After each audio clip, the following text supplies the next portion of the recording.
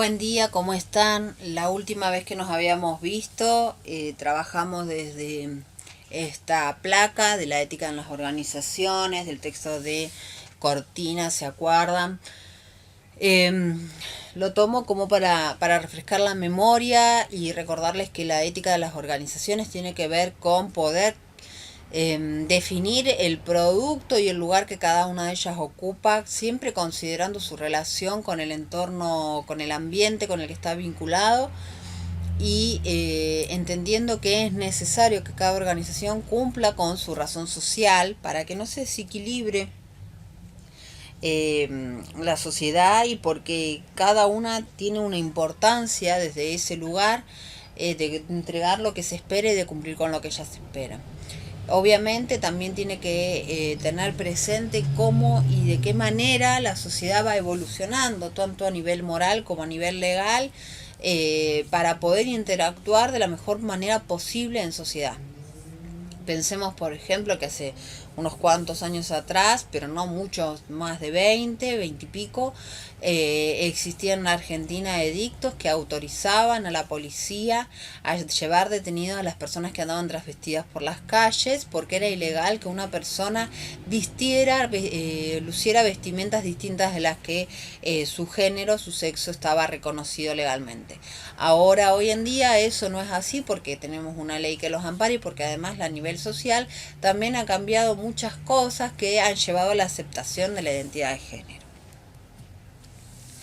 Dentro de lo que es la ética, entonces lo que seguimos trabajando es cómo ser ético, ¿no? Cómo se manifiesta el saber ético. Y una de las cosas que debemos tener presente es el aprender a tomar decisiones moralmente justas. De acá que les quiero pedir que presten atención e incorporen. Primero el concepto de aprender. Esto tiene que ver con lo que les vengo diciendo, de que la ética está de la mano, va de la mano del aprendizaje. Yo no puedo ser ético si me niego a aprender, si me niego a reconocer los errores que cometo. No puedo ser ético si me niego a crecer. Si siempre me apego a lo que sé y no quiero saber nada más. Y después la intención de tomar decisiones moralmente justas. Y acá va a empezar a trabajar otra idea de la moral, que tiene que ver con los principios, con esto de que nosotros creemos que es justo.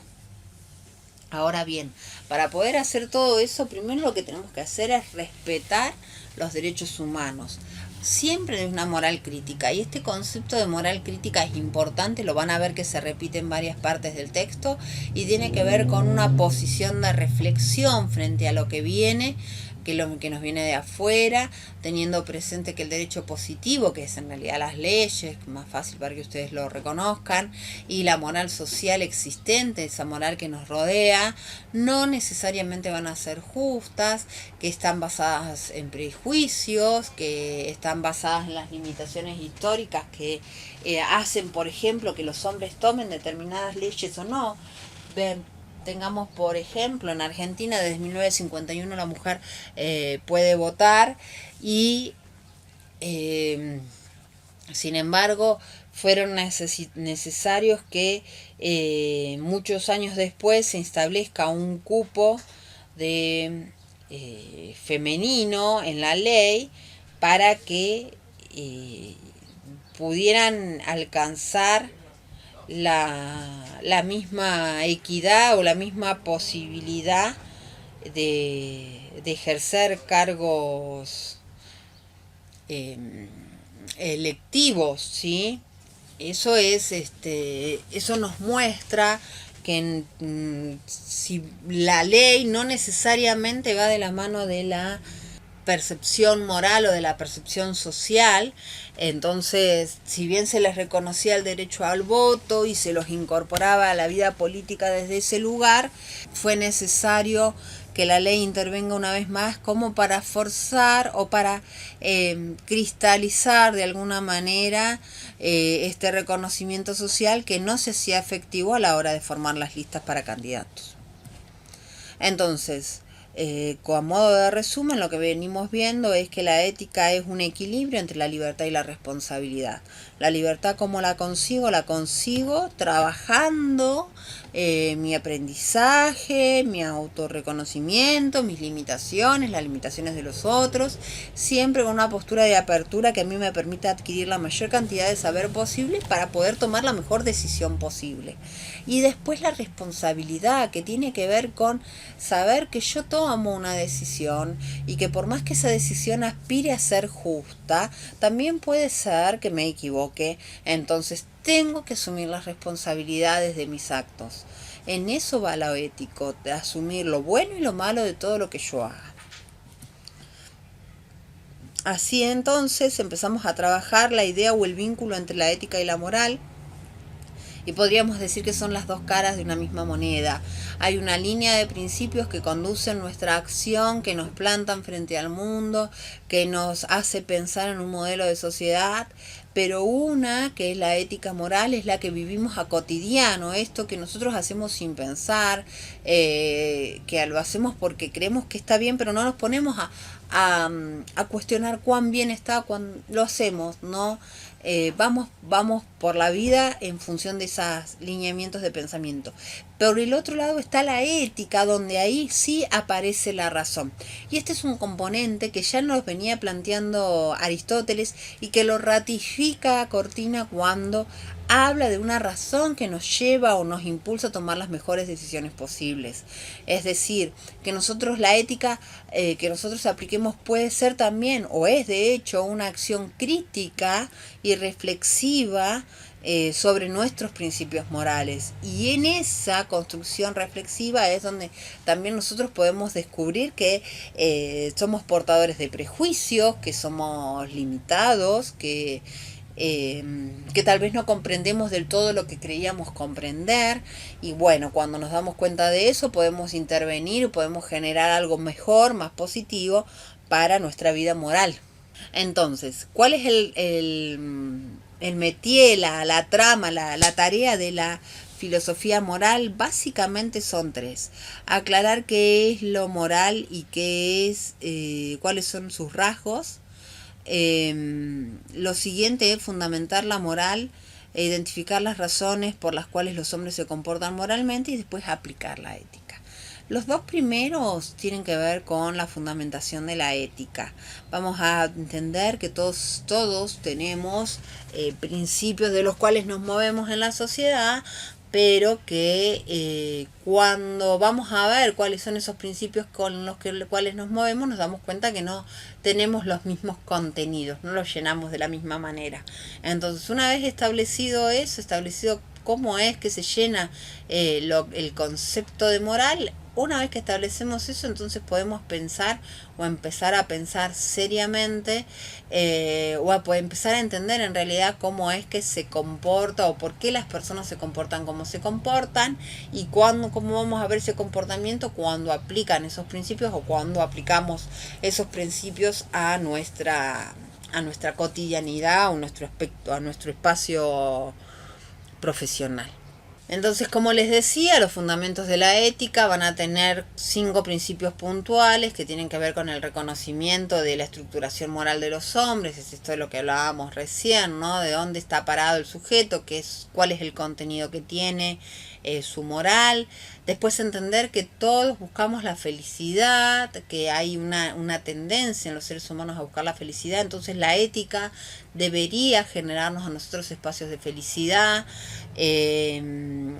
que también buscamos placer. Y acá, ojo, que en este punto hay una gran diferencia con Aristóteles. Aristóteles despegaba el placer de la ética porque consideraba que el placer era un aquí y ahora y no era conducente, no era trascendente, mientras que Cortina reconoce que nosotros no vamos a hacer cosas que no nos generen placer, e incluso esto no quiere decir o lleva a repensar la idea del placer no como algo que va a ser siempre satisfactorio, que nos va a dejar un sabor dulce en la boca, sino que a veces el placer también viene de sentirse tranquilo, de que uno ha hecho cosas o ha asumido las responsabilidades, aunque las consecuencias, que pueden ser un castigo, una sanción o que fuere, no sean del todo alentadoras. Por otro lado, también como fundamento de la ética, tenemos nosotros la idea de la autonomía y la dignidad humana. Esto es esencial. ¿Por qué? Porque nosotros como especie somos los únicos animales que somos capaces de plantarnos nuestras referencias normativas, nuestras leyes y nuestros principios morales. En eso somos autónomos, por eso también los podemos cambiar con el transcurrir de la historia, porque si no seguiríamos comportándonos como los leones, como los gatos, como los perros, que tienen un instinto que los lleva a obrar de manera permanente siempre y por estaciones. En nuestro caso no es así, podemos cambiar, podemos variarlo. En eso tenemos autonomía y la dignidad radica justamente en la aplicación de esas normas que consensuamos para dirigir nuestra vida. Por lo tanto, nosotros somos responsables de lo que hacemos con nuestra vida y nuestra sociedad. Y el siguiente elemento es el hecho de considerar que todos los sujetos son interlocutores válidos. Yo puedo hablar de igual a igual con todos los sujetos que me rodean. ¿Por qué? Porque en el proceso de lectura, en el proceso de intercambio, en el proceso de diálogo con el otro, yo amplío mi capacidad de conocimiento, puedo interpretar qué es lo que necesita, puedo darme cuenta de qué cosas estaba interpretando mal yo, cuáles han sido mis errores, y una vez que yo complete todos estos 5 pasos, voy a tener una, entre muchas comillas, una especie de receta que a mí me va a llevar a aplicar la ética. En el caso de Cortina, Cortina habla de la ética aplicada a la ética empresarial, pero esto se traduce o se aplica en cualquier espacio de nuestra vida, en cualquier decisión familiar, amistosa, barrial, ¿no? La ética aplicada tiene que ver con eso, cuáles son mis principios y cómo yo los llevo, cómo yo los cristalizo en mi acción, en mi vida cotidiana. Ahora bien, dentro del marco de la ética discursiva, van a aparecer 2 racionalidades. Una es la racionalidad comunicativa, esta en la cual yo busco acercarme a un otro desde un lugar de igualdad, validando su opinión, validando su posición. O la racionalidad estratégica, que esta tiene una mirada más de ventaja sobre el otro. Yo me vinculo con un otro para obtener algo que pueda resultar positivo para mi desarrollo, para lo que yo estoy buscando. Esta última mirada después va a quedar fuera de las racionalidades éticas o morales, porque justamente lo que estaría jugando en contra en esta mirada es que uno no está tratando de buscar la justicia o la equidad, sino de sacar una ventaja. Para ir cerrando, comparto con ustedes los tipos de racionalidad moral, que son los que ha encontrado Cortina o que ha tratado Cortina a lo largo de su texto, y ella recupera primero el prudencial, que tiene que ver con la ética de la que habla Aristóteles, este hombre prudente que aplica la razón por sobre el deseo, y desde la razón controla su deseo y encuentra la felicidad a lo largo de su vida con un equilibrio que le permite estar tranquilo consigo mismo y pleno. Después tenemos la racionalidad calculadora o utilitarista, que es esta racionalidad moral que va detrás de la búsqueda de la felicidad permanente. Busca multiplicar los momentos de felicidad, de satisfacción a lo largo de la existencia. Y ahí aparecen elementos que tienen que ver con la búsqueda también de la justicia, de la equidad, y que impulsan al hombre a hacer actos solidarios, por ejemplo. La siguiente es la racionalidad práctica o la racionalidad vinculada a la dignidad, a esto que no hay precio en la existencia de la ciudad, de uno mismo.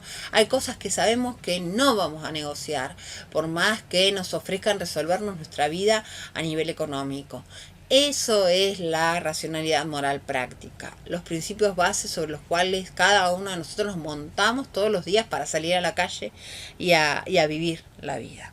Y por último, la competencia o la racionalidad comunicativa, dialógica, que es la que les hablaba recién, que tiene que ver con la valoración del otro como un interlocutor válido, que nos puede aportar, que nos puede enseñar, que nos puede ayudar a abrir la mirada o la cabeza respecto de algunos elementos que no entendíamos, que no conocíamos y que se nos hace importante o necesario poder adoptar esta postura para poder acercarnos desde otro lugar a a los que nos rodean, sino encerrados en nosotros mismos es bastante difícil poder incorporar esto de aprender a tomar decisiones moralmente justas.